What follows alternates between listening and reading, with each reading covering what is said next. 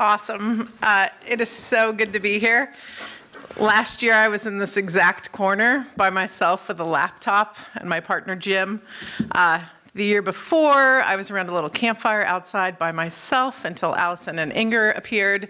And then every other year, this room has been filled with 250 people. So I can't tell you how awesome it is to be in this room with all of you and to know that all of our people in the community of She Tells Sea Tales are out there at this very moment tuning in. So thank you for being here with us tonight. My name's Kelly Watson, and I'm the founder and the MC for She Tells Sea Tales. And today, I learned that there's a good chance that I know 0.005% of all of the women mariners in the world. And that might not sound like a very big number to you, but you have to picture it is the entire planet. And that to me is crazy. And I know that I'm an extrovert, but even for me, that seems like perhaps it's time that women represent a larger slice of the 24,000 mariners around the globe. We represent somewhere between 1.2 and 2% of all the mariners internationally. A wildly small proportion of the industry is led by us. This report comes from the International Maritime Organization, and I'm quoting it when I say this represents a positive trend in the gender balance because it has a nearly 50% increase since the 2015 report. So, progress, not perfection, as they say. So tonight, along with this awesome crew of women, I am so honored to be here representing and introducing to you an incredible group of women mariners, marine biologists, storytellers, and speakers. So thank you for coming here tonight to celebrate, uphold, and give space to this remarkable group of women who are in the room and all of those out there around the globe, so that we can share in their trials, tribulations, and celebrations of life on and near the sea. I went for a swim today in the Puget Sound, just trying to shake it off, get ready. And it was my first one since November. Last year, in the dog days of the pandemic, I went pretty much every day. And I wear a wetsuit, just to be clear, because it's ridiculously cold. So I headed out on my swim today. I nearly gave up many times. But I didn't because of my very humble friend, Mary. Mary hopped in the water and swam confidently ahead of me. She kept checking back over her shoulder to see if I was okay, and I'd kind of give her this thumbs up between me swearing to myself and wondering why I think this is such a great idea. And then pretty soon I was like, just go ahead. I promise I won't die, and I will do my best to see you at the pier. And the water was so cold, it's about 45 degrees somewhere right now, that I was treading my water, and of course I was swearing some more, and Mary just was gracefully splashing ahead of me, making the cold water look like she was literally in a lap pool. But Mary made it easier for me to make my goal of getting in the water. I had a goal of 500 meters, and I doubled that today. She really helped me get where I wanted to go today. But Mary didn't do the work for me. She didn't change the conditions of the problem that I was having. She didn't somehow miraculously, which is too bad, change the 45-degree water to something warmer. She didn't give me a tow, although I kind of wanted one for a minute there. She didn't hold my hand. She did not give me a pep talk. She didn't shame me into giving up either. She just was there. She just kept unassumingly swimming.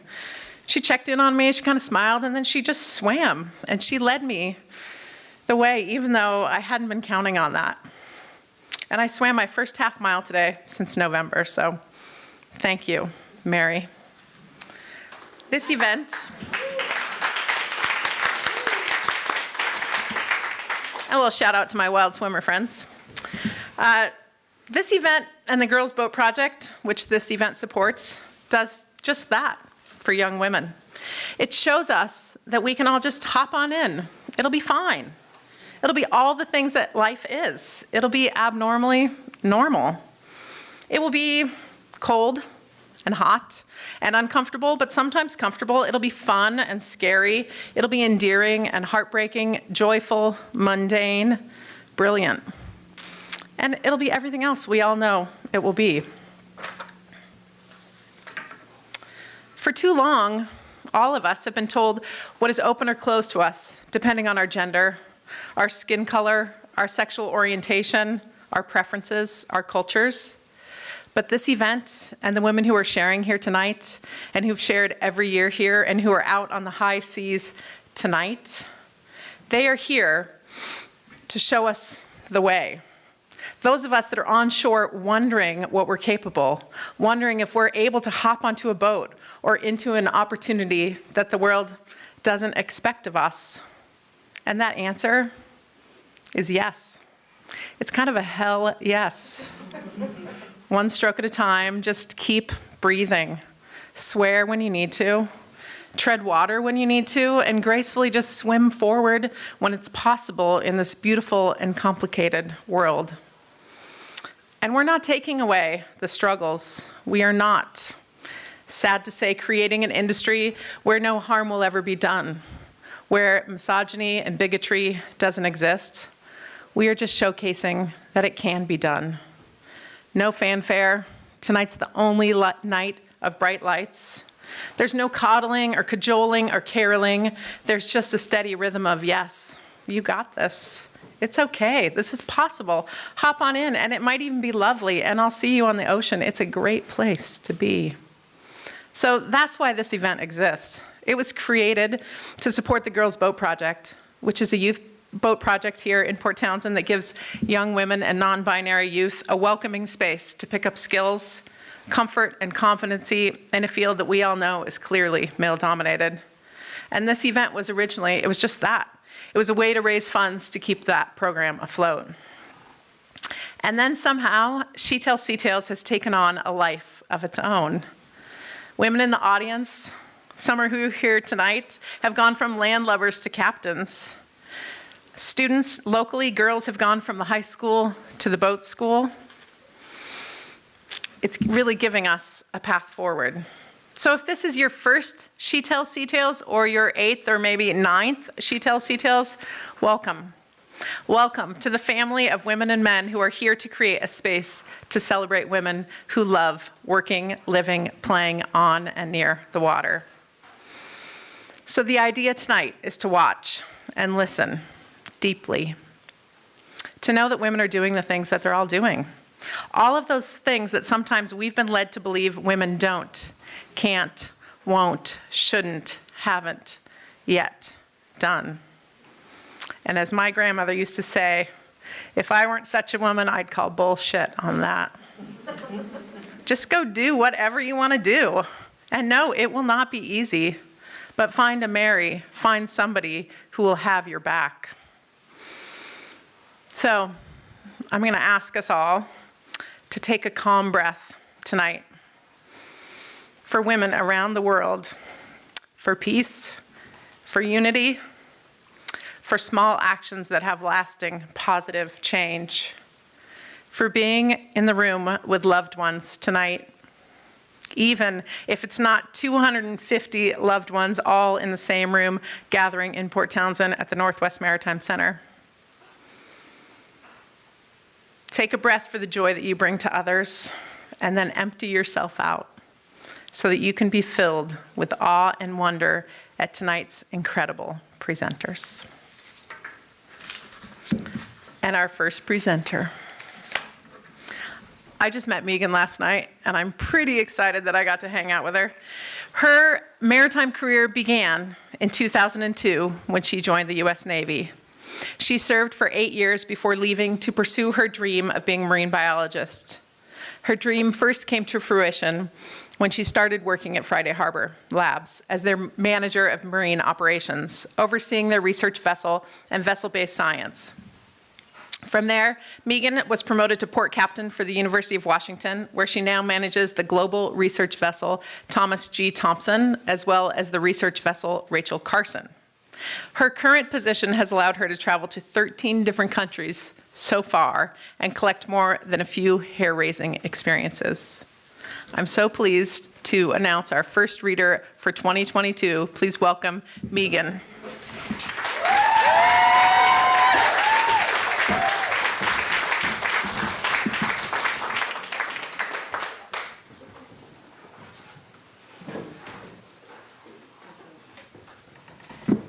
Good evening. What an honor it is to be here and to be with this amazing group of women as well. My name is Megan Corcoran, and I'm the port captain for the University of Washington. Some of you may be wondering, what is a port captain? And don't worry, I wondered the same thing when I was first approached for the job, and I had to Google it. But what a port captain is you oversee a fleet of vessels. And for me in particular, I oversee the Thomas G. Thompson and the research vessel Rachel Carson, which means I do all the crewing, the regulatory, the logistics, and the cruise planning with the scientists. So this particular story has to do with the research vessel Thomas G. Thompson.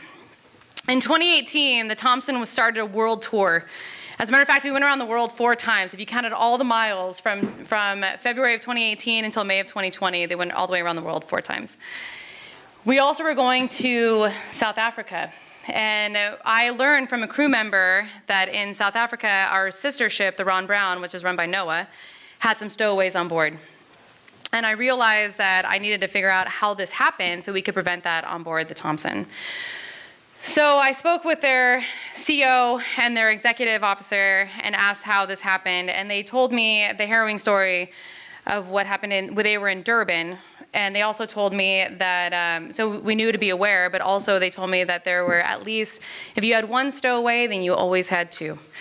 So I took this to our captain of the Thompson and let him know that this is what we should expect. And we had gone to South Africa 6 times. And on the 5th time, we had been in and out, and I think we kind of let our guard down a little bit. So in January of 2020, we were in Cape Town. We had just finished a cruise, and we had a particularly long port call in Cape Town. Typically, it's about 4 days. We were in there for about 8 days.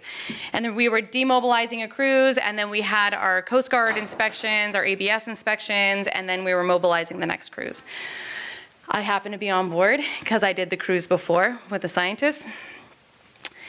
And so as we start mobilizing the next cruise, one of our marine technicians, Jen, she was helping out the scientists. And just to give you an idea of the Thompson is 274 feet long. We have 21 crew.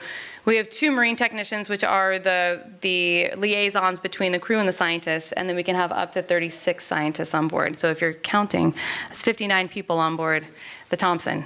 So it's quite a large ship. So Jen was helping the scientists on their first day of mobilization. They were putting equipment on the foremast, and she was running cables from the foremast down through the deck. And so she was on the bow, and she was getting the cables through, and then she had to come into the vessel and into the forepeak. The forepeak on our vessel is massive, and actually it's a beautiful sight to see. I think that the forepeak on the Thompson is stunning. And it holds a lot of our equipment, including our shackles and our lines, and it also has bucket shelves all the way up to the bow of the vessel. And the bucket shelves are 5 shelves tall, and each of them are deep, and they're holding things like our life vests and our immersion suits. So she climbs up the bucket shelves to get to the point where she knew that cable was coming through the deck. And she climbs up, and when she gets up there, she's looking to see where that cable is, and the headlamp that she had on fell off, and she looks down to get the headlamp. And when she looks down, and this is according to her, she sees this beautiful sleeping face, and she thinks to herself, what a beautiful face. And then her next thought was, oh my God, it's a dead person. And then her next thought was, it's a stowaway. So she runs down those 5 bucket shelves. She runs down the passageway, and this is on the main deck. And she gets to the captain. The captain happened to be on the main deck at that moment. He was schlepping the stores into the elevator to go down. And she runs up to him and says, Cap, there's a stowaway on board. And so he grabs his pocket knife out of his pocket, and he goes, oh, okay, let's go get him. And there was another Marine tech on board who also heard what was going on. And so she grabbed a fire axe off the bulkhead and let's go. So the 3 of them ran into the forepeak. So the captain says, I know you're in here. Show yourselves. And no one moved. And he said again, I know you're in here. Show yourselves. And all of a sudden, this gentleman sits up from the very bottom bucket shelf. And now Jen is shocked because that's not who she saw. She saw the person at the top, right? And now she realized she stepped on this person heading up, and then she definitely stepped on him heading down, and he didn't make a peep. So the captain then yells again, show yourself. We know that you're in here. And so the man that was up top sat up.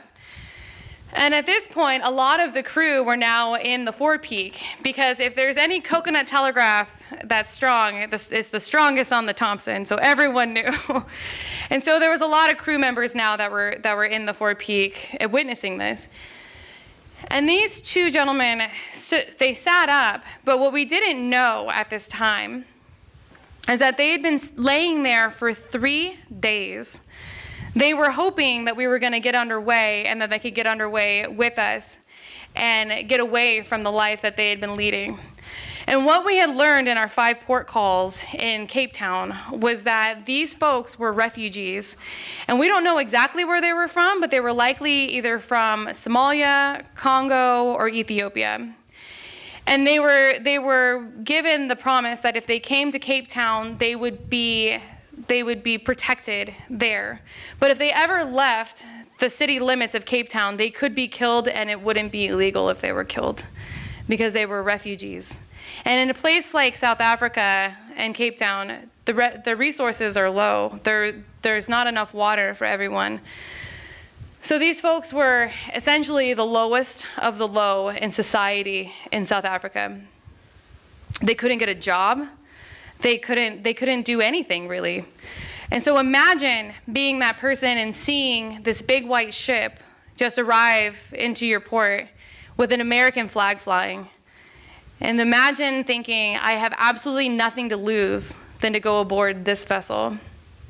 So all of us that were standing there in the forepeak felt as if we had just been violated. We felt that someone had just broken into our home, because this is where we live, this is where we sleep, this is where we work, this is where we eat. And so we had another person on board who was a brand new AB on board. His name was Jim. Jim was from Philadelphia. And Jim was a pretty big guy, and he had a lot of tattoos, and he kind of like a pirate. He had, braids in his beard. And Jim walks up to these two gentlemen, and he puts a hand on each of their shoulders and says, I'm so sorry that you feel that you have to do this, that you have to come aboard our vessel. And at that moment, I think everyone just took a step back and realized just exactly what we were dealing with, that these were actual human beings looking for a better life, right? So he walks them up a deck to the galley, walks them through the galley line and gives them food. And then he leads them to the gangway. The captain was asking them, how did you get on board? And they weren't replying. And we didn't know if it was because they didn't want to tell us or if it was because they couldn't speak English. And he said, did you come on board? Did you come up the gangway? And they said, yes. And we still didn't know if that was the case or not. But we decided that we were not going to call the authorities because we didn't know what was going to happen to them. And we wanted to make sure that they were okay. So they went down the gangway, and that was at 11 a.m., and that was the end of that. I ended up calling the U.S. Embassy that day and told them what happened, just to make sure that we were clear. And they said to me, did you throw lines? Meaning, did you leave the pier? And we didn't. And they said, well, they weren't stowaways then. They were trespassers. And that's okay.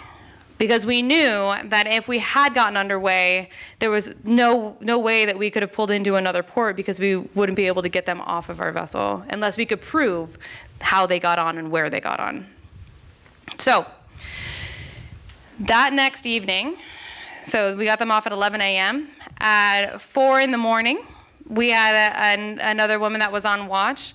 She was wearing all dark clothing, and she was standing just behind the gangway.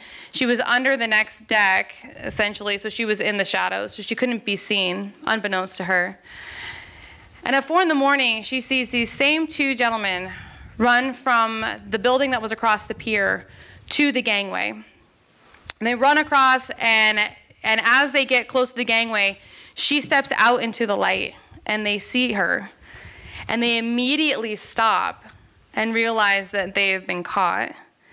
And that night, I had already ordered security because we were leaving the next day, and I knew what would happen if we had stowaways on board, and I didn't want that to happen. And so the security guards saw them as they rushed the gangway, and they turned around and ran back into the building, and the security guard followed them with a 2x4. Now, we don't know whatever happened to them, and I think about them often. But what I do know is that I will never know what it feels like to be in that position. I will never know what it feels like to be a refugee, to lose everything. I will never know what it feels like to go on board a vessel and try to hide just to get away from the situation that I'm in. And I don't think that any of us here will ever know what that feels like. If we're lucky, we'll never know what that feels like. But I do hope that all of us can learn from AB Jim about what it is to have compassion, respect, and love for all of those. And this is a situation that we're in right now when we look at what's happening in the Ukraine with all the refugees. And that's why I felt that this story was very relevant right now. So I hope that all of us can remember AB Jim and have his kind of compassion. Thank you.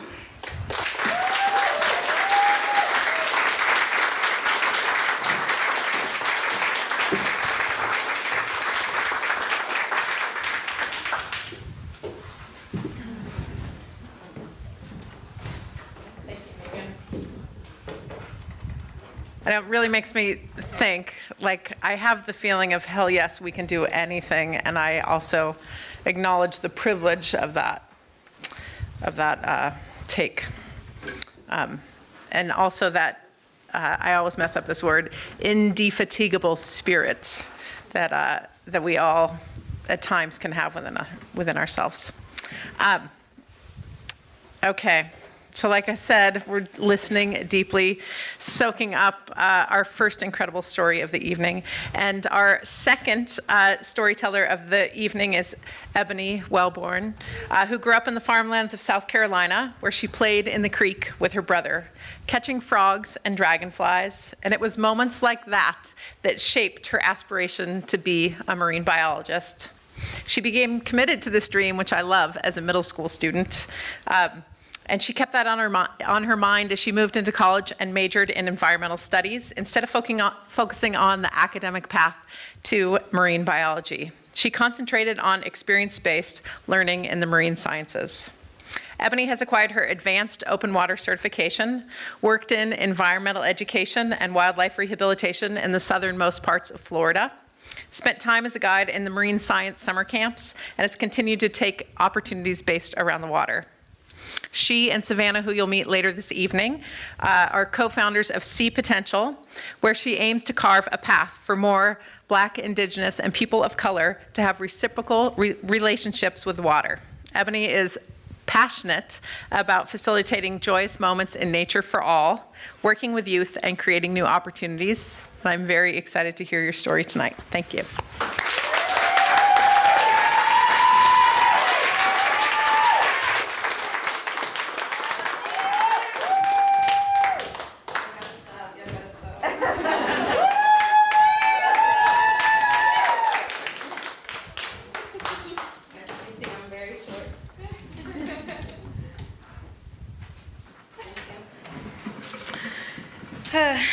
Hi, everyone. Let me just start off by saying that I am not your traditional mariner. I have not had those experiences of being a captain or a second mate or a deckhand.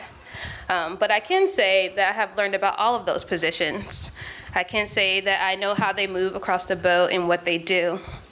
And I've learned this for my community so that I can go back and share that with them, so that if they ever wanted a chance to do this job, that they had the opportunity and they had someone to support them. But you might know through all of my research and figuring out this career path that what is common between us all is that we have a relationship to water. And for my relationship to water, it has been strained due to racism, fat phobia, even sexism. But water, and let me clarify that water is a sentient being. It has memory, and I will refer to it with the personhood that it has. But in my relationship to water, it continued to support me as I navigated these challenges. It has guided me. It has supported me in my friendships, but it has also challenged me over time. And so I'm just gonna share a couple of the memories that have really stuck with me thus far in my journey. To begin with, as you kind of heard, I grew up in South Carolina on the farmlands. It's always been very hot there, so we spent a lot of time outside. Me, my brother, living with my mom and my dad in our cute little home. Hold up. Not trailer park, because she got on me last time for saying it's trailer park. It's a mobile home community. Yeah, we always got encouraged to stay outside, and so we always went to the creek that was near our home. It was covered by these huge oak trees, but the creek was small enough that you could actually put one foot on the other side and stand comfortably. But you know, me and my brother were children at that time, so we saw opportunity and chances to be curious. And so we decided that we were going to get our science kits from the house. It was like this little cage. There was a little magnifying glass, a little tongs, and we just thought we were doing something. But we decided to catch dragonflies and frogs and put them in the same cage. And as you know, through observation, which is a scientific skill, it didn't go so well, but the frogs had a great time. But it was moments like that that really gave me my first opportunity to engage with water, and it gave me reasons to want to wonder about what water is. It gave me something that I wanted to protect. And so for me, that was very foundational. And in that moment, I got to see water as an elder.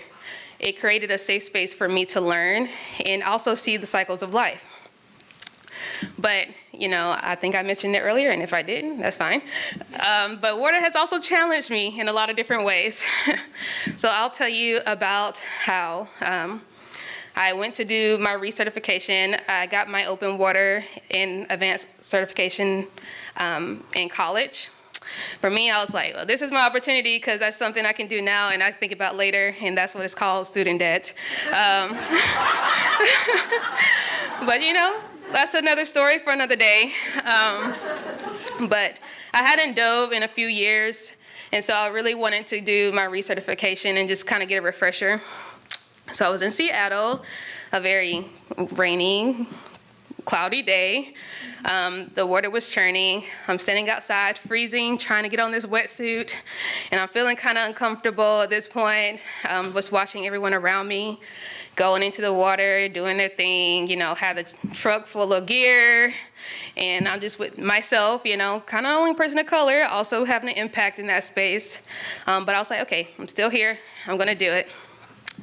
And we finally make it to the water, and I see that it's tossing and churning, and I'm like, okay, well, you know, that's fine, I'm here to do it, I'm dressed, I'm ready.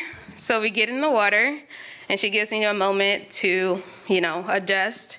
And I'm trying to meditate, calm myself down, but I can still feel the nerves, you know, running through my mind. But I'm like, okay, I'm here. And so she asks me if we're ready to descend. If you know anything about scuba diving, you go down first and then you get to dive. So we're trying to descend about 5 to 10 feet. And I'm trying to clear my ears, and I can't. So I rushed to the top, and she was like, what's wrong? And I'm like, I can't clear my ears. She was like, okay, that's fine. You know, that's normal. You haven't dove in a while. And I said, okay, I'll try it again. And so we descend again about 5 to 10 feet. And again, I can't clear my ears. So I rushed to the top, and she was like, are you okay? And I was like, yeah, I'm fine. I'll just try it one more time. We'll see. Maybe I have a cold that I don't know about. But give me one more time. And if not, then we can just call it a day. And so this time I'm trying to calm myself. I'm like, gosh, Ebony, do this. You can do this. And so we descend once again. And I actually made it this time. Not far, got to 30 feet. I have an advanced open water certification, so you can go down to 100. But we started at 30, and we're just diving around. I see my sea stars and anemones. But at some point, I can kind of see her taking off a little bit, you know, and I'm just trying to keep up, and it just feels a little bit uncomfortable for me to keep up at the pace she's going. And I start to get in my head, I'm like, she's my instructor. Like, isn't she supposed to be watching at my pace? Like, trying to help me. I'm out here, you know, breathing hard underwater. Like, can't you see me? I'm struggling. But she does it, and I can feel myself starting to get in my head. And at some point, I see what I assume to be a shadow. And so I get scared, and I run to the top, which you're not supposed to do because it can cause seasickness. So I get to the top, and I'm like, okay, I'm frustrated. She's like, okay, how about we just call it a day? And I'm like, yeah, I agree. I don't think I want to do this anymore. And at that moment, I was really upset. I was like, Water, like, I'm out here, I'm trying to re-engage with you in this way, and you weren't supporting me. Like, I thought you were supposed to be there for me. But, yeah, I was like, okay, didn't get no response. But after a while, I really realized that it was my fear that was causing me to have these experiences. It was me realizing the depth of our relationship that I haven't been focusing on has changed. And so I wanted to, from that experience, I learned that I should try to re-engage. And with this, leads me to my next story. Because at this point, all of my experiences with water have been involving other people. It has not just been me, so I wanted to take up something that I could do that was me and water. And so I took up paddleboarding. And this was really fun and challenging. I'm out here trying to frail, you know, do my thing. It took me a lot of times. I would go out for 30 minutes, maybe an hour, staying in the shallow end. If I fall off, I'm not going to get hurt. But in this particular story that I'm going to tell you, on another rainy, cloudy Seattle day, I was like, I'm going to test myself today. So I go to Alki. I don't know if anyone knows about Alki, but it has two sides. One tends to be more flat, where you can tide pool, and the other side is more sandy, but also a little more rocky. And so I start off on the flat side, and I'm like, okay, I'm on the board now. I'm like trying to get my little water feet. I'm paddling on my knees, and then finally I get comfortable. I stand up. I'm paddling around, letting the water take me downstream, bring me back up, trying to get some exercise. And then at some point, I was like, I look at the rocky side, and I'm like, I think I want to test that part. I want to see where our level of trust is at this point. I want to kind of give to show that I am ready to move forward in our relationship. This is water for me. And so I go, you know, I'm rocking. I'm like, okay. I try to close my eyes, try to move with the water, be a reflection, and see how, is this okay for me? Is this okay for us? And at that point, I really did get comfortable. So I'm standing there, I'm paddling. I'm really enjoying myself. I go hard for a little while. And then I sit. I sit and I meditate, and I thank water for being there to support me, and I write a poem. And so I really want to share these stories to show you that relationships, as you all know, because you're in relationships with everyone, friends, whatever the case, but they're complex, you know? There's many dynamics to that relationship. And for me, it's the same way with water. It brings me joy. I have to set boundaries.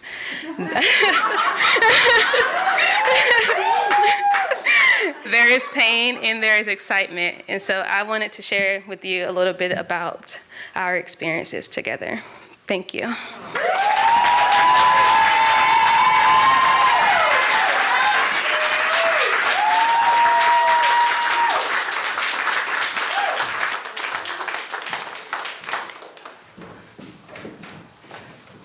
Thank you. That was awesome.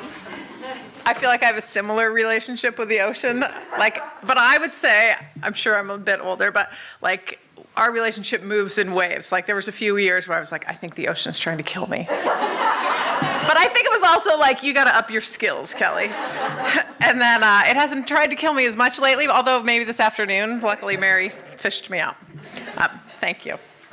The next reader, Laura Edgeland, has been on the docket for a couple years. So because Port Townsend is kind of one of the largest per capita sailors, women sailors, probably, I would like to say, in the country, maybe, you guys can tell me here, in the world.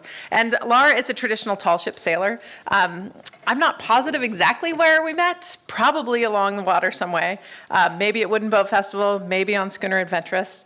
Laura is an artist, a scientist, a tall ship sailor. She grew up on the shores of the Salish Sea and spent a lot of her early adulthood chasing adventures on the water. She sailed on various tall ships from California to Maine, one of those being Schooner Adventurous, which is near and dear to all of our hearts locally here, before an injury forced her ashore. During her long recovery, she shifted her focus to creative work and education, which set her on a course for new adventures, including teaching woodworking and sailing as part of the Girls Boat Project right here at the Northwest Maritime Center, earning a second Master's of Science degree from Western Washington University, finding a pretty awesome partner, having a pretty awesome daughter, and authoring a nautical ABC's children's book. So please welcome Laura Edgeland.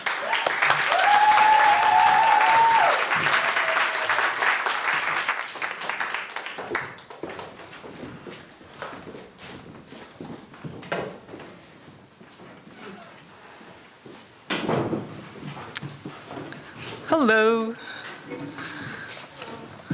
My name is Laura, and I have a story that also goes in some waves. When I was 4, my dad got a little 15-foot sailboat, and his rule was that we couldn't go sailing unless there were whitecaps. So every time there was stormy weather, I was begging to go out. I had a life jacket and a little set of foul weather gear. He called me his voice-controlled ballast, and we sailed fast and got very wet. The early sailing is what started me on a huge love of both boats and adrenaline. When I was 13, I went on a week-long trip on the Schooner Adventurous. At the end of the trip, Captain Al found my mom and said, "We like this one. Bring her back as a ship's apprentice." I was hooked. All I wanted to do was be on the Adventurous, to haul, scrub, work, and feel useful. I knew deep in my heart that I wanted to be real crew when I grew up. After finishing college and a master's in environmental education, I was finally on the Adventurous as real crew. One season turned into wandering the country, working on tall ships. I had schooner bummed my way to a tall ship job in Key West, Florida. The job was fun and the nightlife better, but something was missing. My passion was teaching kids on boats, all about the environment, and this was a tourist boat. So I was interviewing over the phone with a former crewmate who had become the captain of the sloop Clearwater in New York. "Hi, I'm interested in being a deckhand on the Clearwater." "We don't need a deckhand, but we need a bosun," said the captain. "So what does a bosun do?" "They fix things. You'd be great at it." "Okay. Is there a bunk long enough for me?" On the boat I was on, my bunk, the whole cabin I had, was shorter than my 6'1" frame. And the bunk was narrow, which meant that when I slept, either my knees hung off the bunk or my rear did, which was not so comfortable. "Yes," the captain said, "the bosun's bunk, it's about 20 inches wide, but it's 7 feet long." "That'll do." "Can I stand up below decks?" Also key for a tall sailor. "Yes, if you stick your head between the deck beams." "Okay, I'll take the job." The sloop Clearwater is a historic replica built by Pete Seeger and many others to teach folks about cleaning up the Hudson River.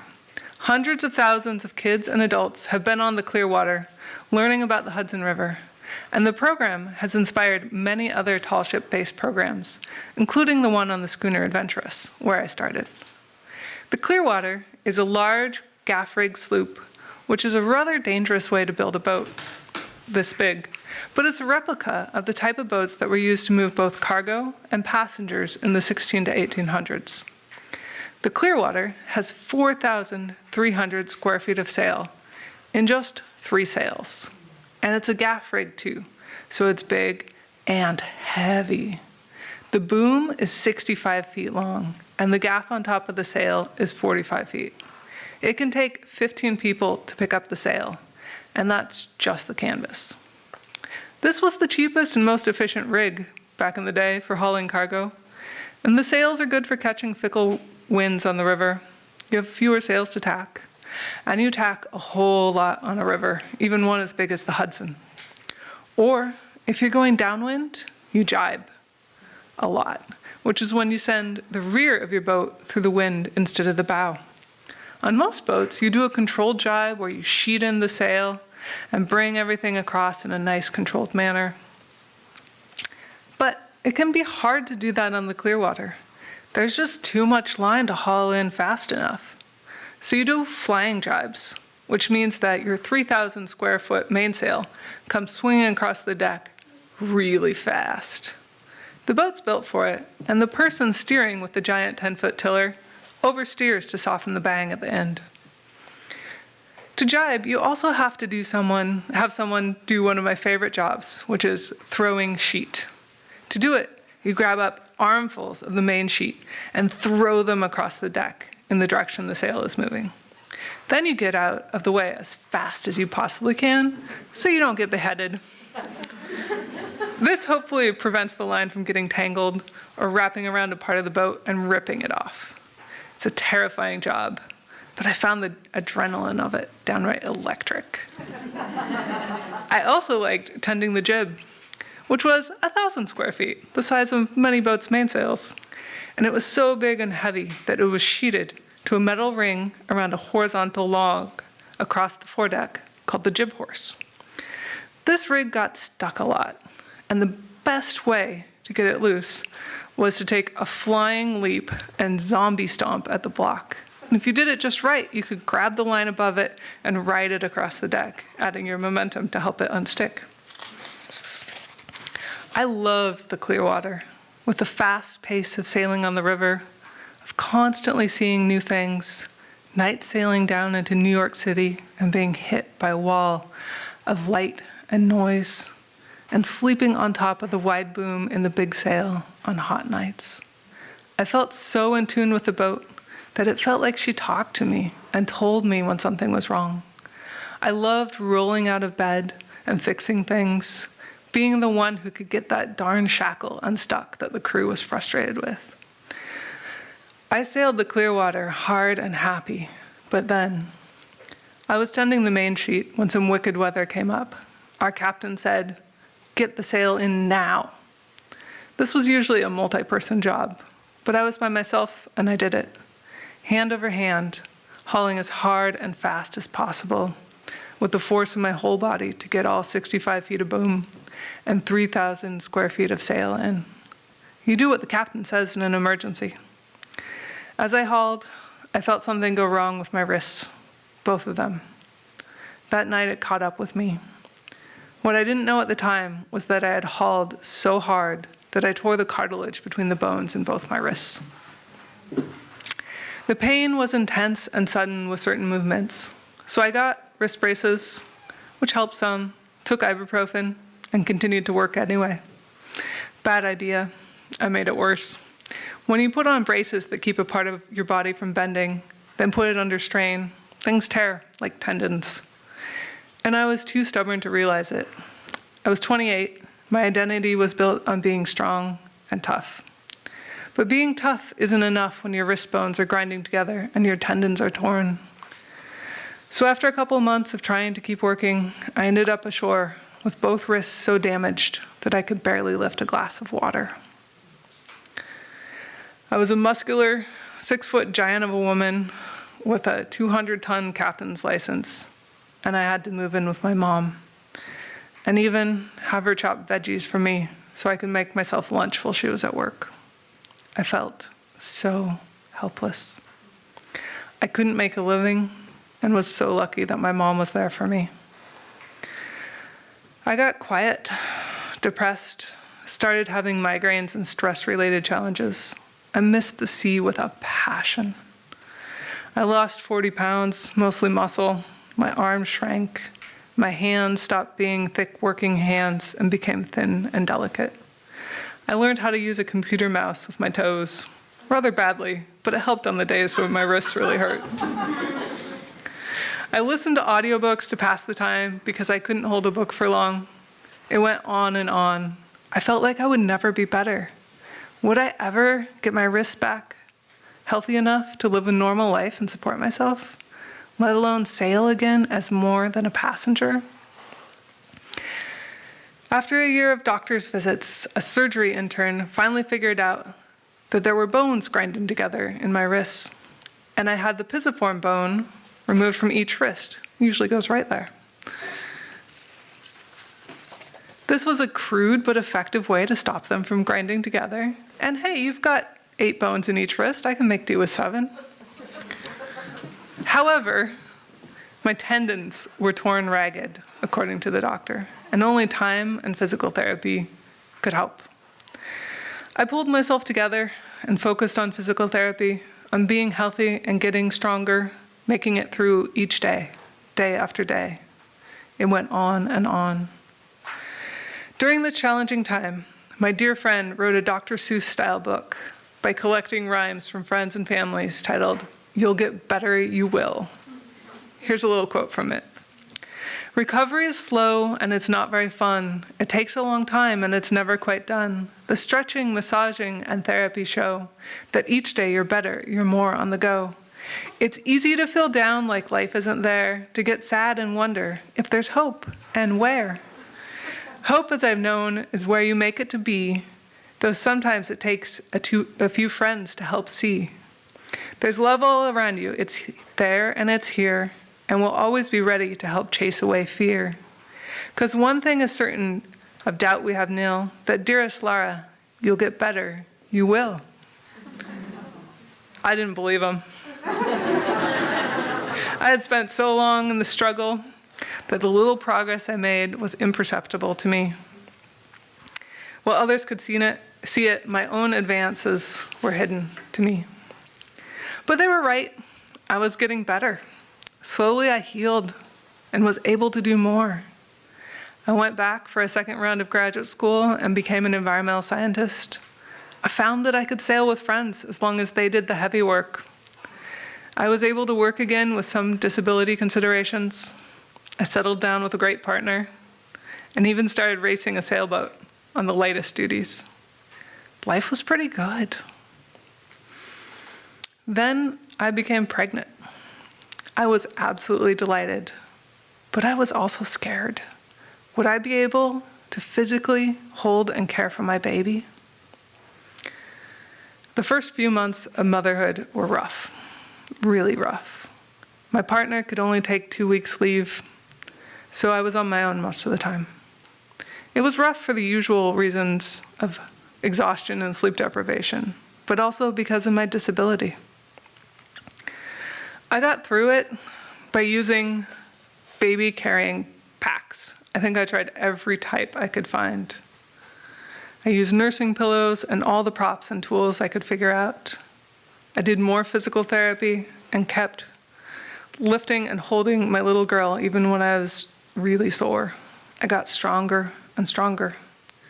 It turns out that lifting a steadily increasing and wiggly weight is great strength training.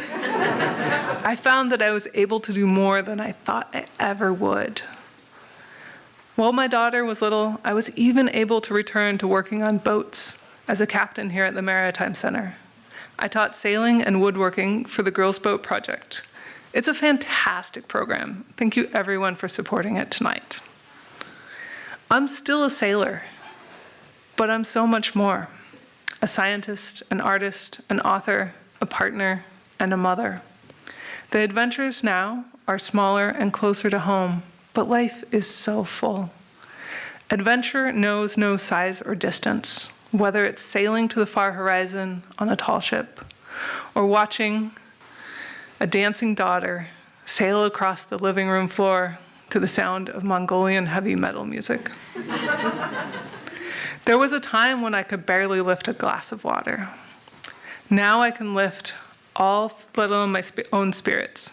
Now I can pick up and lift all 50 pounds of my wonderful 4-year-old daughter and lift not only my spirits, but hers as well.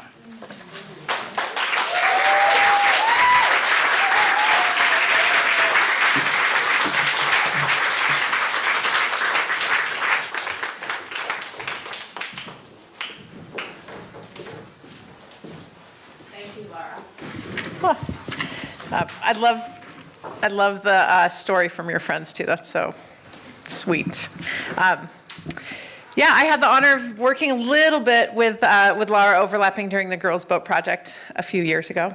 Right now, what's going to happen is I'm not going to introduce the people who are going to come up here and speak to you, but I am going to say that Lulu's parents are going to come up and share a message from the Northwest Maritime Center.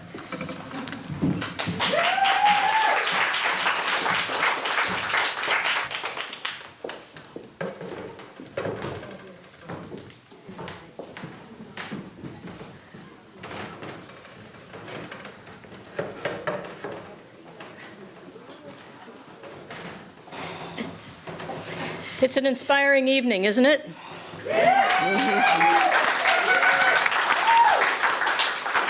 I'm Nancy Early, and I'm an alum of She Tells Sea Tales and a 2-time circumnavigator.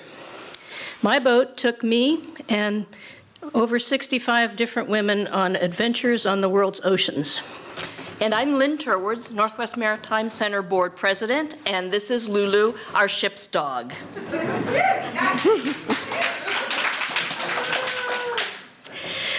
Our speakers are inspiring because they found a way to follow their passion, and you've zoomed yourself aboard for the journey. The journey is to the future where girls have an opportunity to pursue their passion and fulfill their potential. You are part of it now. Our shipmates true.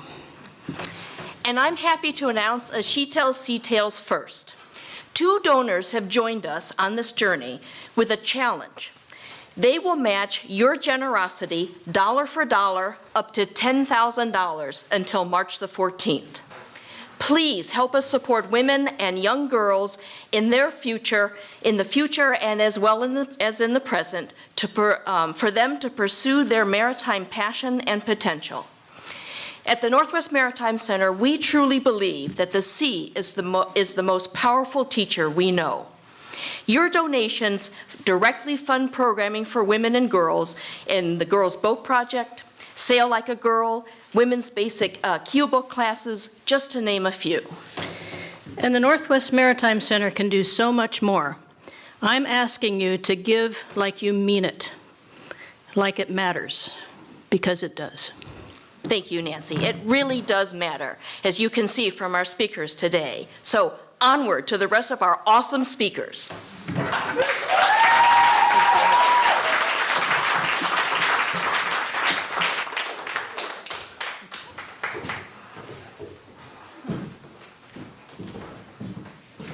They're going to give Lulu a dog bone for every $100 that comes in tonight, I heard. Lulu is counting on you.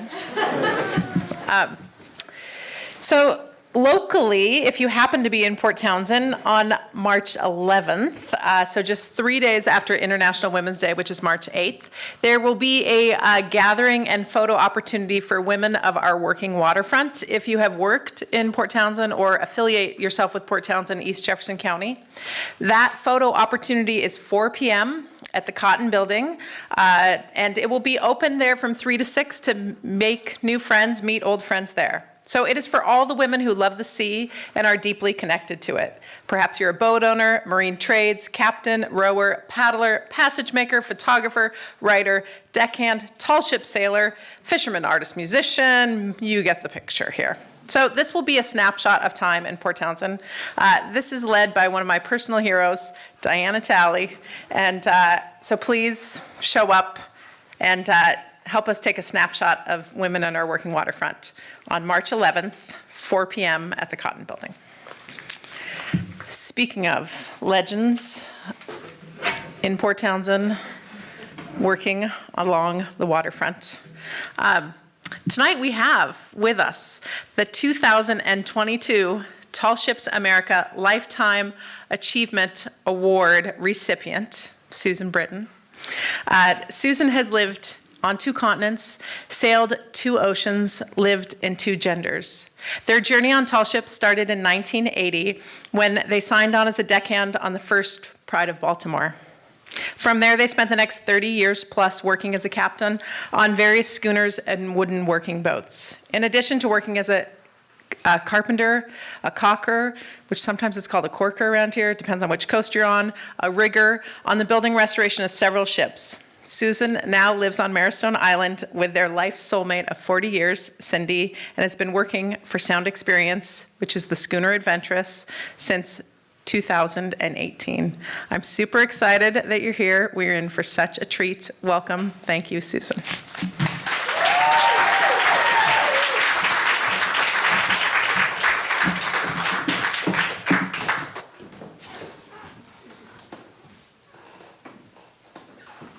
Good evening, everyone. Before I get started here, I just want to dedicate this story to my mother. On Monday, she would have been 100 years old. And when she was 20 years old, World War II broke out. And she took herself down to the Navy recruitment office because the Navy had just opened its ranks to women. And she was one of the first women to sign up in the US Navy in 1942. So this is for you, Mum.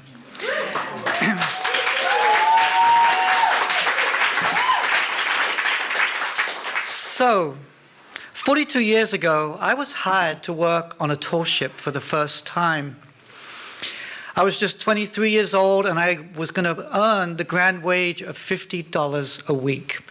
The tall ship was a beauty. She was a topsail schooner with a crew of 12. 130 feet in length, had a 23-foot beam, 9-foot draft, carried over 9,000 square feet of sail, was pushed along by a small 85 horsepower Caterpillar engine, and instead of a ship's wheel, she was steered with a 10-foot long tiller. When I was putting the story together for this, I cringed at some of the things I didn't know as a new deckhand. The first day on the vessel, I was sent aloft, and I remember edging out onto the top yard for the first time, my feet shaking in the foot rope, and edging out over a parking lot, a cement parking lot, and I thought my life was about to come to an end. A few days later, I was sent aloft again to cut some seasons, and I remember taking out my brand new rigging knife with its intricate braided lanyard that was attached to my belt. And as I reached over my head to cut the season, I realized that intricate braided lanyard wasn't long enough, and I had to return to deck, feeling very ashamed. I didn't know how to paint. I didn't know how to throw heaving lines. I didn't know what a deck wash was. I didn't know how to go for days on end without showers, to live on a schooner with a ship's cat, Jiboom, and the ship's dog, the Doge, D-O-G, a little mutt that was found floating in the East River and had now become the personal mascot of the schooner. But little by little, day by day, I did learn. I, at times, was just overwhelmed by the sheer size and power of the vessel. At other times, I was absolutely elated. I remember on the other side of the Gulf Stream one night, going aloft and looking down and seeing the phosphorescent wake of dolphins as they crisscrossed the bow. Another day, I was sent out onto the Jiboom to take in the jib in plunging seas, working up to my neck in water to get that jib in and secured. Our crew had bonded through storms and the mundane. The first and second mates became trusted shipmates.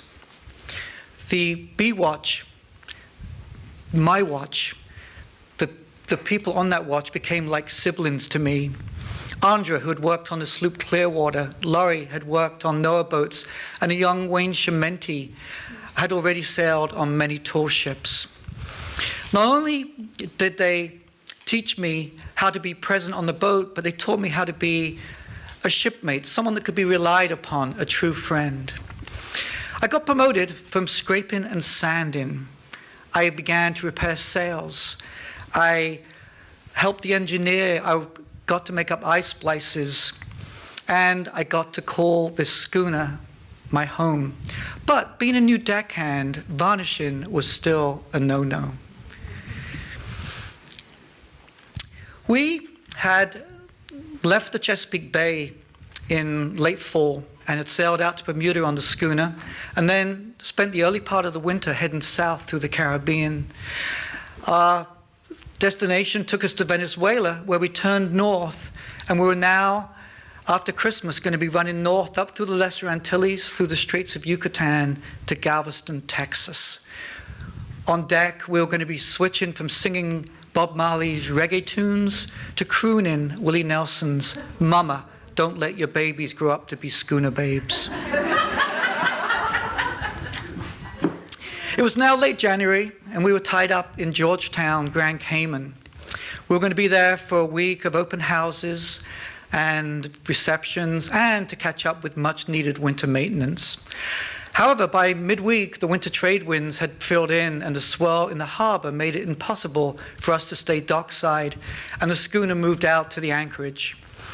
3 days later, it was all hands on deck after lunch.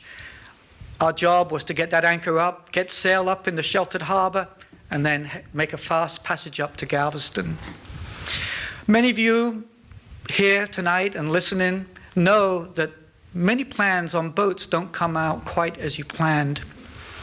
As soon as that anchor broke out of the bottom, that small engine couldn't hold the bow of the schooner up into the wind, and the schooner slowly turned and ran out of the anchorage under bare poles. And for the next 2 hours, we struggled to get sail up, lines coiled down, and get that deck back ship shape. My watch then had the rest of the afternoon, and at 1800 hours, we were relieved and sent down below to get some food and sleep. I remember laying in my bunk that night as I drifted off, thinking how that tall rig and shallow draft was making a hard go of it as the boat rolled downwind. So, a fairy tale starts with once upon a time, and a sea story starts with it was a dark and stormy night. And that's how we found the deck when we came up on watch at 2200 hours. It was pitch black. The wind had been building. We had a good set of sail, but that 10-foot-long tiller, even though we were using block and tackle, that big monstrosity of a tiller was making it really hard to keep us on a downwind course. As the schooner rode down waves, it wanted to slowly round up, and then once it settled into a trough, it wanted to run off to leeward. And as it did so, the loose-fitted foresail and the headsails would come to center and then billow back out again, driving the schooner forward. At 1 in the morning, we were having a hard time of keeping her on course up to the Straits of Yucatan. I was relieved of the helm and was sent forward to do a routine deck inspection, checking for loose lines, any loose gear, making sure nothing was streaming overboard. And as I moved from handhold to handhold, my feet suddenly became tangled up in a line. Picking the line up, I used a flashlight and located a block aloft where the line should have been led through. It was a block seized to one of the 4 mast hoops, and it was a braille line that if we wanted to strike that foresail in the night, would have to be reled. I shouted aft, "Foresail, lower leech line, on deck." The mate rushed forward, took the line out of my hand and looked at me and said, "What greenhorn didn't make this off properly on the belaying pin? Was it you?" At 1 in the morning, I just smiled at him and said, "No, sir, it was the last watch. They're always sloppy." He started to coil the line and shouted aft, "Volunteer to go aloft." And he got everything ready to go, and he goes, "Well, who's going?" Before he could finish that sentence, I'd taken the line and moved to the base of the foremast to start that climb. This would normally be an easy climb. The big wooden mast hoops circle the big 84 Douglas fir mast, and the sail was seized onto them, and the block I needed to reach to was about 8 hoops up. As I got ready to climb, a shout from aft warned of an approaching gust, and suddenly the schooner slowly rolled to windward. As it settled there and started to return, I saw my chance, jumped on that mast hoop and climbed quickly aloft, and then returned to deck. My job was done. Took up the line and went to make it off on the pin, but realized that it had a foul lead. It was a wasted trip and would have to be done over again. At this point, the next volunteer up was a young Wayne Chimenti. And by now, our watch, we were thinking, you know what, why don't we wait till morning? It's pitch black right now, it's blowing a stink. Why don't we just wait till daylight and we can do this in a lot easier way? But the mate had other plans. He wanted that line led properly. He wanted it up in that block in case we had to strike sail. So Wayne disappeared into the night. 5 minutes later, returns to deck, starts taking up slack, makes the line off on the pin, and then starts mumbling to himself. And once again, the line had a foul lead. Another wasted trip. The mate by now is beside himself. Why do I have to get to sail with you lot? He screams at us. You, go back up there and do it right this time. This time we slow down. We make sure everything is done properly. The line is coiled, it's free to run, it's not wrapped around other lines. But the problem that awaits us now is that before we left Georgetown, Grand Cayman, we had slushed that foremast really good. And everything is now slippery. The mast tubes, I've got grease on my boots, on my foul weather gear, on my hands. And after the boat settles into a steady course, I start the climb. And this time it takes me a lot longer.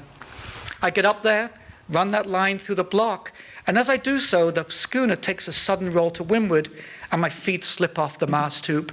I'm holding on with all my life as my feet kick into nothing.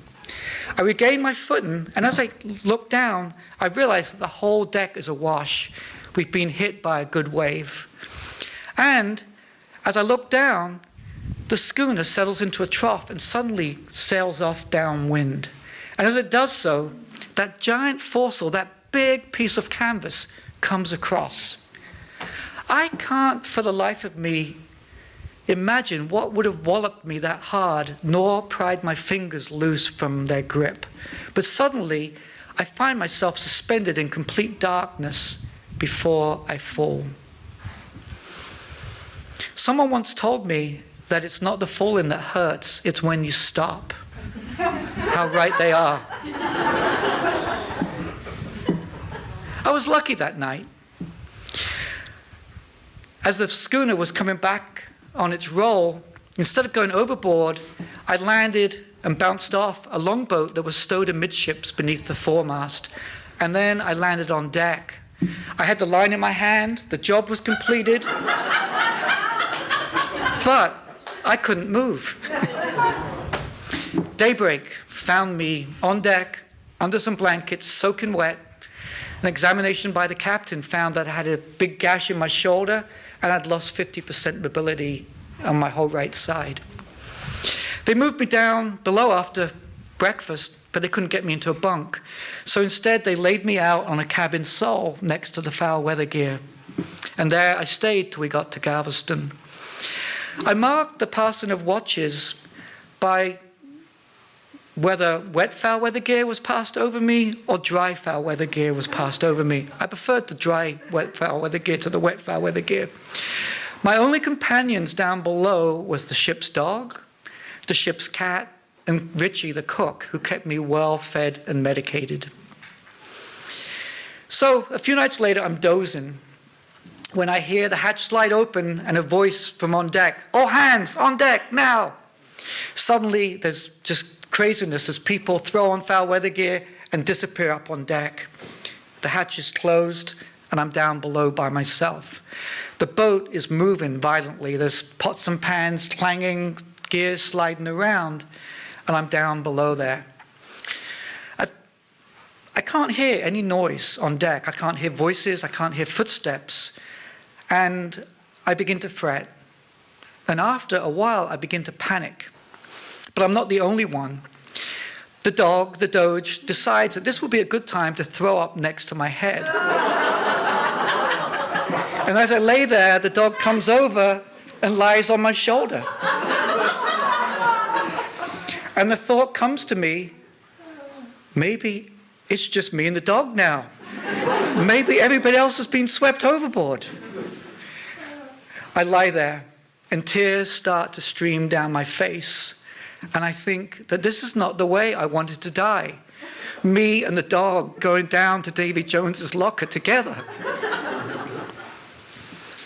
A while passes, more time passes, and then suddenly I hear the hatch slide open and feet appear, and then bodies, and then wet, exhausted, tired faces who have been up on deck for 3 hours, taking in and reefing sails. And I know that everything's going to be okay. And being a stupid 23-year-old deckhand, my thoughts immediately switch from, I'm just never going to see loved ones again, to, you know what? Maybe I will be dancing that Texas two-step and riding that mechanical bull in Texas after all. Thank you.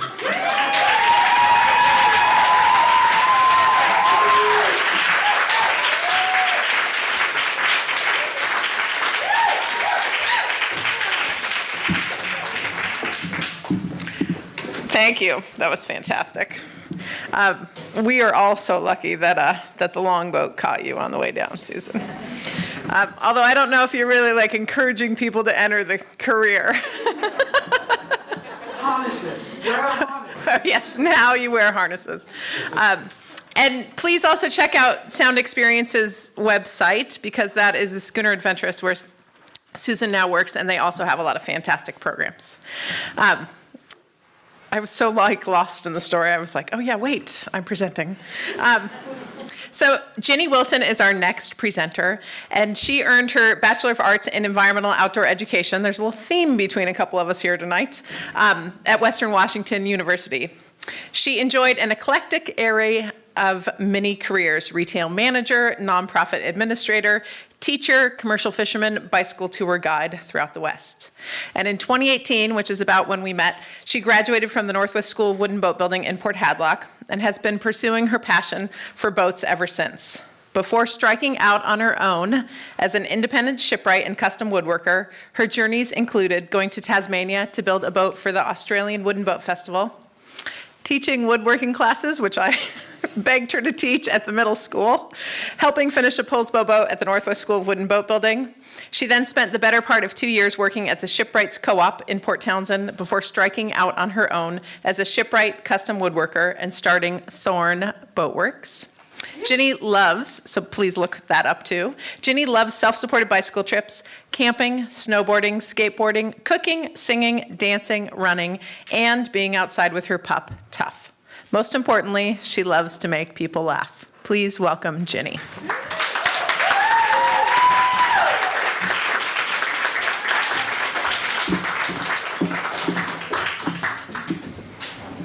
Oh boy, okay. Hi everyone. All right, we're in for a journey. I decided to write a list, kind of a cheat sheet for 10-year-old me, so that hopefully she can kind of see through some stories what she is actually capable of, and maybe save a little bit of heartache along the way, but maybe not. Number 1, hesitation is devastation. My hands were sweating as I grabbed the handlebars, the drop kind, on my friend's pink, huffy road bike, 10-speed. I'd never ridden a 10-speed. I just had one of those knobby kid bikes with the flat bars. The 10-speed was a big kid bike. I was 10 years old. We were at the top of my friend's hill, her driveway. I had the handlebars. I lifted my leg over the crossbar, put my foot on the pedal, and pushed off down the hill. 2. The only constant is change. Have you ever flown into Seattle at night? A little girl asked next to me on the airplane. I said, no. It was toward the end of an east to west cross-country flight, my first flight alone. I'd already been befriended by the nuclear family that surrounded me on the airplane. It was September 1993. Until then, I had only lived my 10 short years in this life tide pooling on the shores of the Atlantic, building sand castles, body surfing, playing with Legos, searching for frogs, getting dirty, listening to MC Hammer, and evading torture from my siblings. But this flight was slingshotting me into my new life in the Northwest, on the Pacific and the Salish Sea. I was scared. The girl and her mother insisted that I trade seats with them so that I could see Seattle as we flew in. It was gorgeous. It was September summer night, essentially, and the lights just lit up and they were all reflecting off of the water. At that time, my favorite movie was Free Willy. And my obsession was orca whales, to the point that my mother let me paint an orca on the wall, a huge mural on my bedroom wall. Maybe one day I'd see an orca out here in the Northwest. 3, never stop learning. Sometimes you get a crash course in driving stick shift, something you never thought you'd be able to do, let alone become an expert at. And sometimes when you get your driver's license and the car that you inherit is a 1966 Beetle. And sometimes you're driving with your friends towards the mountains on I-90 at 60 miles per hour. And your friend Patrick looks at you and he says, "Aren't you going to shift into 4th gear?" And you're driving, you're going, "What do you mean 4th gear?" 4, magic is real. After a very intense and long sockeye run in Bristol Bay, we'd been traveling for days, making the trip down to Petersburg in Southeast Alaska. I was tendering on a 90-foot house-aft crabber-style boat. We were underway 24/7. I think the trip is about 8 days. We would usually maybe stop in Kodiak after about 4 days, or Homer, and keep going. It gets real old and real boring. Well, we were on probably about our last day as we were about to make our turn into the islands and towards Petersburg. I usually had the shift from midnight to 4 or 4 to 8 a.m. No, is that right? 8? It doesn't matter. The overnight shift. It was about 4 a.m. Everyone's asleep. There's nothing on the foreseeable horizon. I think I could start to see a little bit of land, but nothing is out there. It was a supermoon. And so I'm in the wheelhouse, and ahead of me is the sunrise, and behind me is the supermoon. And I go out onto the side deck, and I just breathe, and I can hear the wake, and it was just peace. And I look out past the bow, and I see some dorsal fins. And I'm thinking, no, And I grab the glasses, and I take a look. Yep, it's a pod of orcas.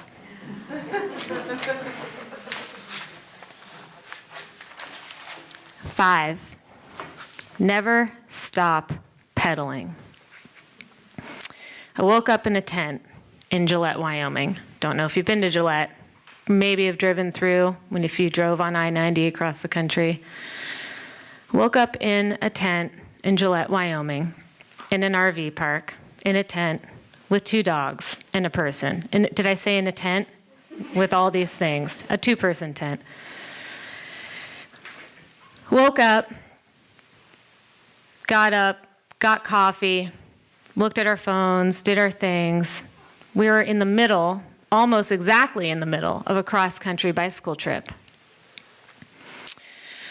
We got our stuff together, brought the dogs out for a walk, did their thing, we did our thing, packed our ridiculous bags full of all kinds of things that were completely unnecessary. We had been weighed in Missoula, Montana. I was hauling 150 pounds of dog and things and stuff, and a cast iron pan. Because why not? We shove off. I'm sure we stop for a donut, because that's what we usually do, maybe 3. Head out of town. Gillette is a coal town. So we kind of meander out of like coal country, but then farmland, very conflicted landscape. There's horses running next to us, saying, hey, hi, how are ya? Curious. And then there's nothingness. We're just riding. We had a tailwind. It was wonderful. We were being pushed. First 30 miles, like nothing. Got to a rest stop, rolled up some honey and peanut butter and tortillas, ate, dogs did their thing, we did our thing. We leave the rest area and we start climbing. And I don't know if you know when you're going up towards like you're approaching a pass, like a mountain pass, and there's those gates and it says closed for 6 months a year when it starts snowing. And those poor people are probably trapped in that area forever. So that's like that. We're starting to head towards the Black Hills. We're starting an upward trend of rolling hills, mountains. We get up to the top of the first climb, start to descend, and there it was, the worst headwind of my entire life. I was pedaling as hard as I possibly could in the easiest gear, and let me tell you, I have a lot of gears, and was probably going about 3 miles per hour. I probably could have walked faster. Tuff was even like, what is happening? Do you want me to ride this bike for you? He had his head nuzzled like he did. He was in a basket behind me and he'd have his head nuzzled right here because he needed to like see me at all times.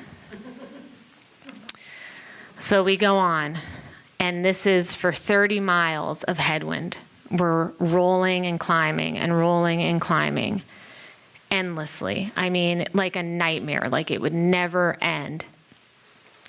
The sun starts to set. We're really climbing now. We're trying to get to Sundance, Wyoming. We're going up, sun's setting. My patience is wearing. I look up. I don't know, this could have been a hallucination. I'm not sure at this point. But I look up on a cliff, and there's a horse up there in silhouette pretty much, hair, wind, watching me.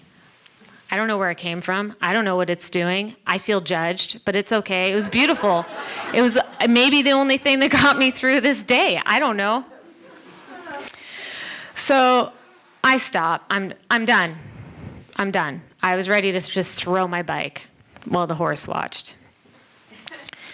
I stopped. My friend came back. It's okay. You got this. Okay. Starts raining. Drink some water, spoon some Nutella. Okay. Put raincoats on. Everyone has, dogs got their raincoats. We have our raincoats. We actually all matched. I don't know how it happened. And we start riding. It's dark, it's raining, and there's the sign with the beams shining down on it. Sundance, next exit. We get off at the exit. We go to the gas station. Oh, God, we're going to go to the gas station. They're going to have hot dogs. Oh, they're going to have hot dogs and all like Twinkies and all the worst things in the whole world.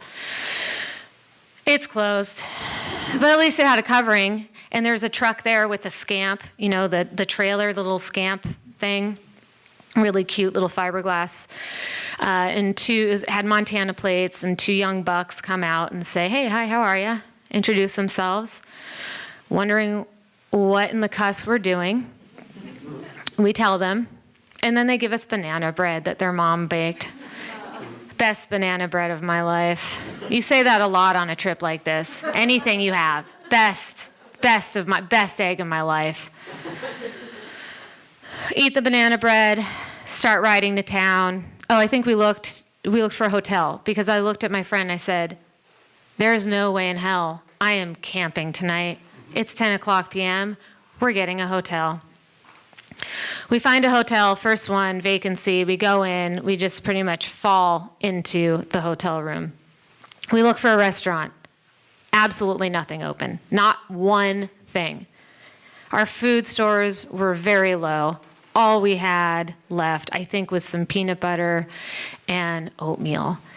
And instead of lighting our camp stove in the hotel room, we decided to microwave some of that oatmeal. We put the oatmeal in the cups from the hotel room. We microwave it. We look at it. Put some peanut butter in, look at it again, just start eating. Cheers. 6, don't take the easy way out. Have you heard of the boat building school here in town? My mom asked. I don't think so, but maybe once upon a time when I was like researching a million different things I could do with my life. It looks like it's right up your alley. She knows me well. You should go take a look at it.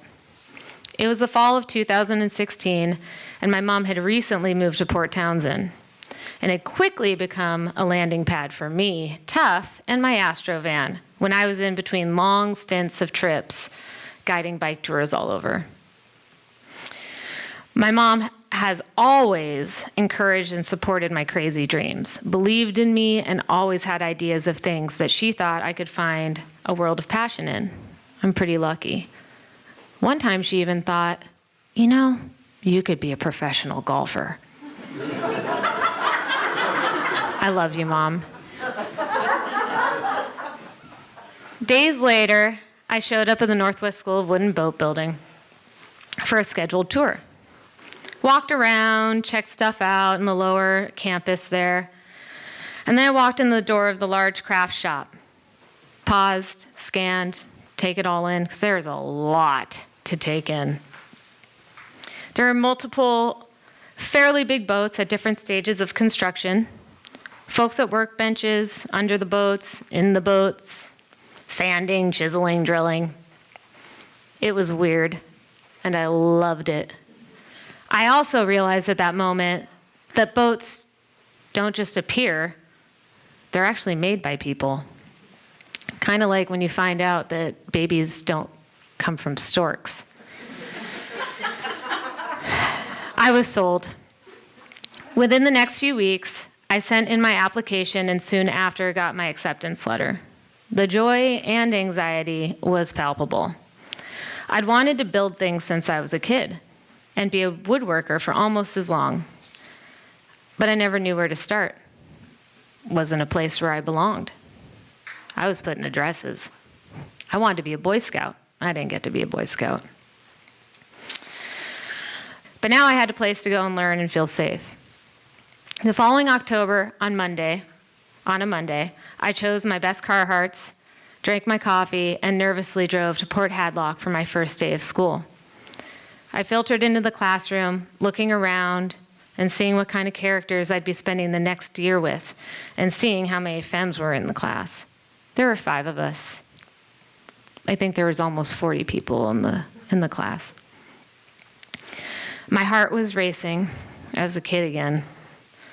The staff introduced themselves and then asked that each of us, all 40 of us, stand up and tell us about ourselves and why we were there. My last name was Wilson, which meant that I waited for quite a while, nervously thinking about what I was going to say, kind of like here tonight. It came around to me. I stood up, looked around at everyone. Hey, hi, how are ya? Number 7. Yet again, last year in the spring, I found myself on another cross-country trip. I was on my way back from Boston. I had driven there to help with my help while my dad went through cancer treatment. So I was there for 6 weeks. Then I was driving back. I had Tough, my Astro van, my bikes, a lot of stuff. I'm on I-90 outside of Sioux Falls in South Dakota, when all of a sudden, transmission fluid just starts hemorrhaging from my hood into my windshield. I pull over. I'm kind of made for these situations.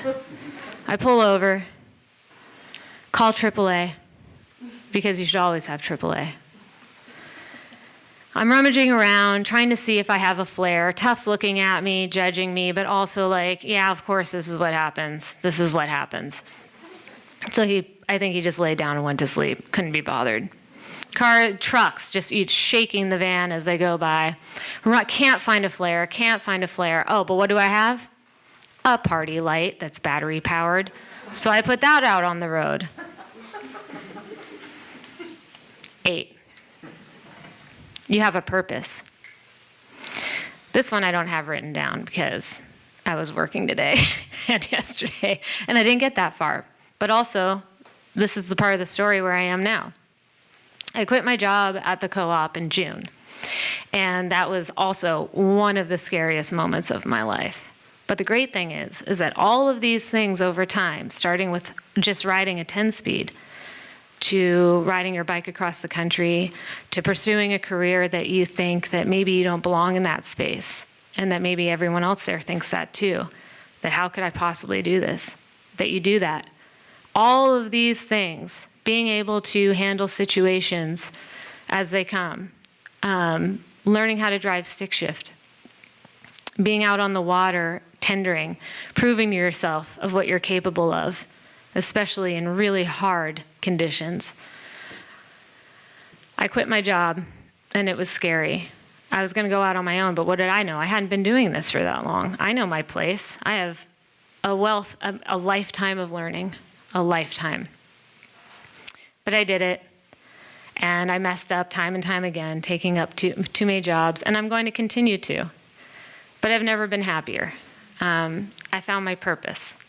And my purpose isn't just to be a shipwright or a woodworker. That's a passion. That's something that I feel driven by every day.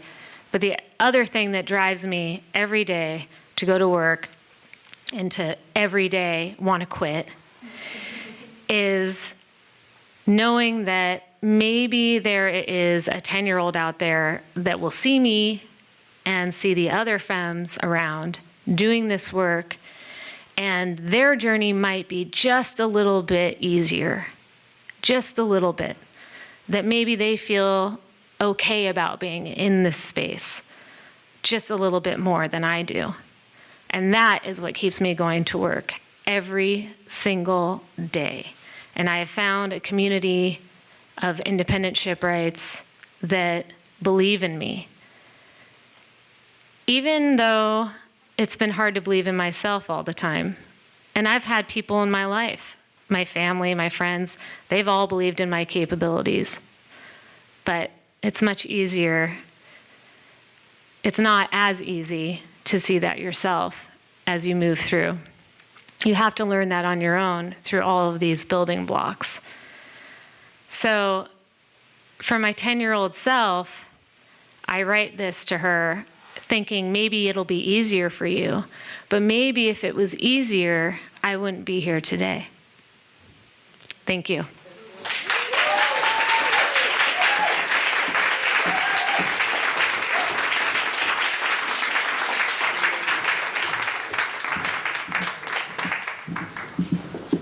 Thank you.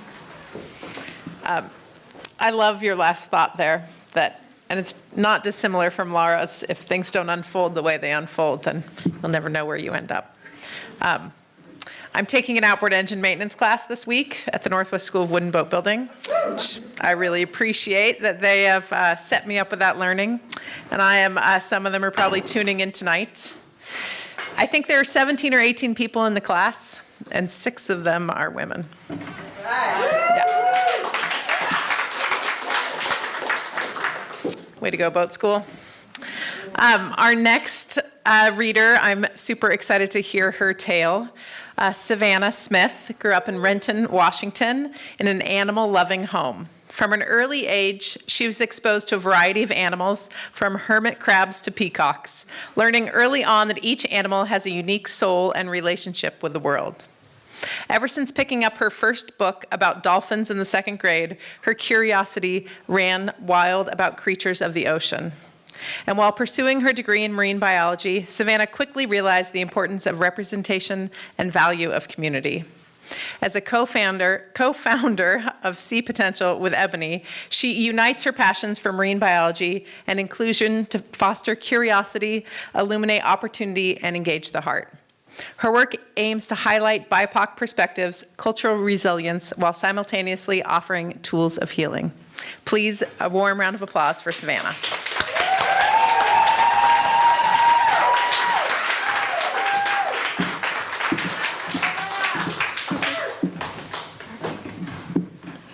Thank you. I have always been somebody who loves the water. And I actually had an epiphany this past year that my relationship with water is the first relationship that I ever known and one of the deepest relationships that I've known. Around this same time of year, last year, I was going through a really tough time, and I found myself meditating and self-reflecting a lot. And there was one point where I was in this state of meditation, under my blanket, kind of curled up in a fetal position. And in that moment, it was like I returned to the womb in all her darkness and stillness. I was reminded what it felt like to be comforted, nurtured, and caressed by water. And I believe that being in the womb was arguably the most safe and secure that I've ever felt. It's probably why water continues to have this lingering power over me, this power to calm me and to bring me out of my mind and into true presence and joy. I'm also a Pisces, so I feel like that's just, undeniable connection to water. Water is a healer, a nurturer, a teacher, and so much more. I will always seek her out, and I find that I always return to her. I remember I always wanted to have my birthday party at the pool when I was a little girl, and I was never a strong swimmer, but that didn't stop me from wanting to hop around and splash around at the pool. Oftentimes not even getting my hair wet. I used to lovingly call these little hairs on the back of my neck my water hairs when I was a little girl, because they were the only hairs I would let get wet. And like Ebony alluded to, it's important to have boundaries in your relationships, and that was mine. So swimming at the pool was fun, of course, but swimming at the beach or at the lake was really where it was at for me.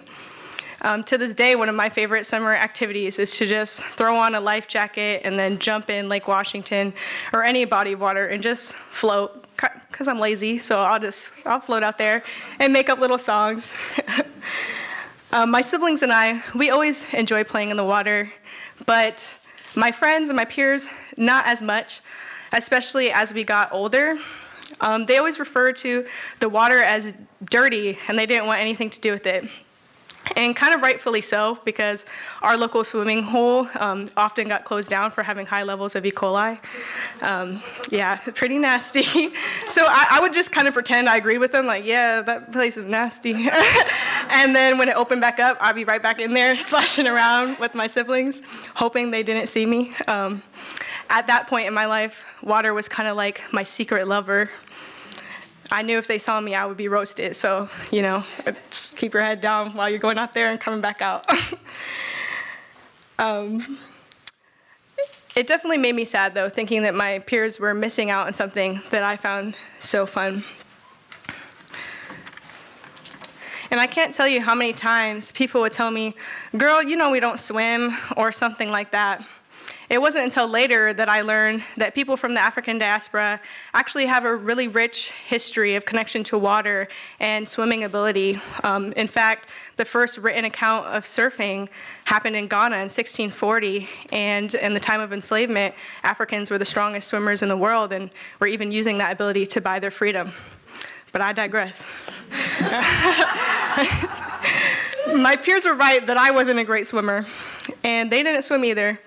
But I knew that didn't mean that we couldn't. I grew up watching my dad swim. He's a black man, but I swear he's also part shark or something, because he would swim just on the floor of the swimming pool. And he would stay down there for so long, just slowly gliding so gracefully. And then when he swam on the surface, he swam with intense power and speed. My connection to water continued to grow as I found myself collecting shells, taking care of an aquarium at home, and even going on a Salish Sea expedition in the 7th grade, which I believe is part of Northwest Maritime Center now. Yeah. But what I really wanted to share with y'all today is a story of when I felt disconnected from water, which was unusual for me. When I felt angry, frustrated, resentful, and embarrassed. This was an experience that was a huge challenge for me and really impacted my mentality. And the summer before 11th grade, I was in a program called Summer Search, and they provided me with the opportunity to go on an outward bound trip. And so this whole trip was a three-week-long outdoor excursion where we were disconnected from technology and roughing it. Like, we were sleeping in tents that were really just tarps propped up by our hiking poles and then strings and rocks kind of supporting it out. I don't even think we had like a tarp on the ground. I think it was just sleeping pad, sleeping bag, because one day I woke up with a slug on my face, so there must not have been. The first 11 days of this trip were going to be a kayaking excursion around the San Juans, camping on various islands along the way. The first thing about this program that got me was they made us do a morning dip every morning. And so I already wasn't a morning person, but dunking my whole body in the frigid cold water did not help with that. And mind you, once it got out, we're changing in our little tarp tents with all the breeze coming in and you're just shivering. It wasn't my cup of tea. I was excited to start the kayaking portion of the trip though, because I'd never been kayaking before. But as you know by now, I love the water. And at that time in my life, my identity was really wrapped up in my physical ability. I was a star athlete in my town and used to just picking up sports quickly. I was also a star student, and so just used to learning things in general pretty quickly. I thought, oh yeah, kayaking is about to be my jam. And I was wrong. All that excitement, yeah, very wrong. All that excitement quickly turned to dread. Because to my surprise, I was the slowest kayaker in the whole group. I had noodle arms that constantly gave out, and I felt like I was holding the group back, and that was really embarrassing for me. As the days went on, I found myself getting more frustrated. Pretty early on, my sunglasses fell into the water, and I didn't say anything because I thought, what can you do? But let me tell you what I didn't know is that eyeballs can get sunburnt. And from all that time out on the water with the light reflecting back at me, my eyes got sunburnt. And it felt like onions were constantly just sitting under my eyes for the rest of the trip. Once I got in my funk, it was pretty hard to get out. Some days were pouring rain and my hands would go numb, but we were still out there for hours. Even on the islands, I felt like the universe was attacking me. I remember leaving my shorts out to dry after a long kayaking day once, and a raccoon pooped on them. It was the worst smell that you could imagine. Despite all my frustrations, though, there were some magical moments. At one point, we encountered a fast and strong current that was forcing us to have to kind of change our route a little bit. So we had to do a new skill for all of us called ferrying, which was basically pointing our kayak in at an angle between upstream and perpendicular to the main current so that we could float horizontally across without much downwind drift. So we had to do that. But at the same point where this was all happening, there was a harbor seal haul-out rock, and birthing season has just recently passed, so it was full of seal pups. And as we were ferrying across, all the seal pups were jumping into the water, and normally we would have to be hundreds of feet away from wildlife, but in this situation, it was unavoidable. So that was the closest I've ever been, and all these tiny little seals were under the kayak and just looking up at me, and I felt like they were like, you could do it, you know? And so although I was nervous about doing that new skill and nervous about the current, I also felt really grateful and blessed to experience that moment.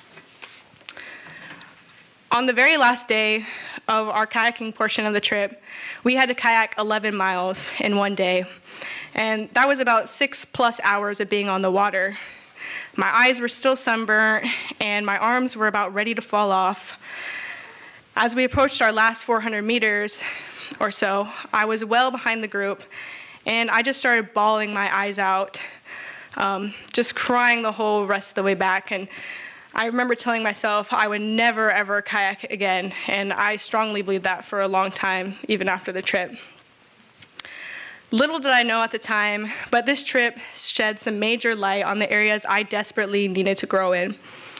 It was the start of a years-long mental battle with myself and positive reframing journey. I found that water was reflecting myself right back to me, crystal clear. Water challenged who I thought I was and inspired me to dive deeper into my soul and who I could become. Over time, I learned to let go of needing to be the best at everything and fearing the judgment of others, which impacted me as I went on to earn my bachelor's degree in marine biology. I faced a bit of imposter syndrome going to college, especially coming from a majority minoritized community to a predominantly white university. I was the only Black woman in my specific degree program and one of 2 Black women I knew to be in the whole biology department. And to be honest with you, I was facing even a bit of imposter syndrome about being invited to speak at this event, because I don't technically have a traditional mariner background. I know my story is still valuable though, and I've still formed a deep and inseparable connection to water throughout my life, and I'm constantly seeking new adventure around water. I've also become passionate about helping others, especially youth of color, expand their horizons and realize their own relationship to water. Water is a universal connector, the veins of our planet, reminding us that we are all one. We all have a water story to share in some capacity, and a relationship with water to nurture and grow. Whether that's saying I love you to your water before you drink it, or taking that shower at the end of the day that helps you start the next one with a clean slate, or even dancing in the rain, whatever it looks like to you. Thank you all for listening to a bit of my story tonight. I'm grateful to say that more life and more stories await.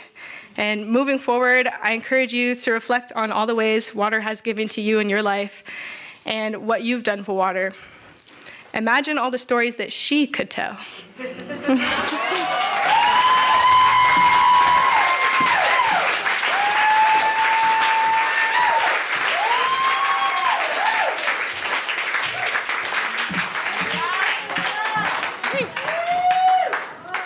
Awesome. How about all the readers come on up?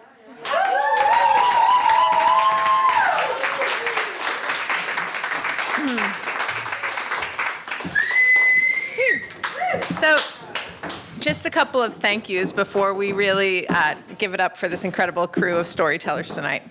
So, first off, and maybe we'll just hold our applause for just a second for people who are at home.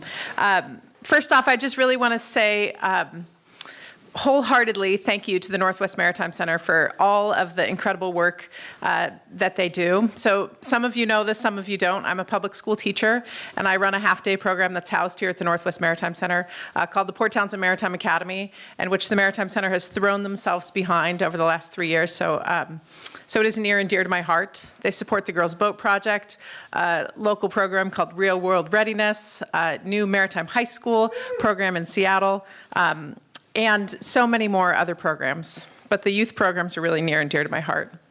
I want to say thank you to Centrum for hosting the filming tonight so that you all can see and be part of this event, even though we can't all be together in person tonight. I really want to shout out to the Maritime Center staff who've made this possible, especially Barb and Angela for all their incredible work this year. And I really want to give a shout out to all of these incredible women on the stage with me and all of the work that they've done. So let's collectively give a big round of applause for everyone.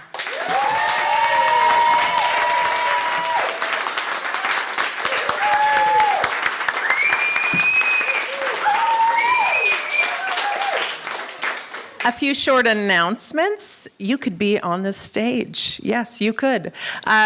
We aim to have new readers every year as part of She Tells, He Tells, because we are trying to grow that 1.2% just a little bit every year. Progress, not perfection, but we're getting there. And if you're interested, you can reach out via email to barb@northwestmaritime.org or kelly@northwestmaritime.org, and we would love to hear from you. Don't forget about Lulu's dog bones. She's really looking forward to coming home to a pile of dog bones tonight. And you can log on to nwmaritime.org and find many ways to donate there. Please don't forget how powerful your actions are. Sharing the stories that we've heard tonight, please pass them on, invite people to hear the stories, and know that yes, we all have a purpose and there are many stories ahead of us. So thank you. I can't wait to see you in 2023.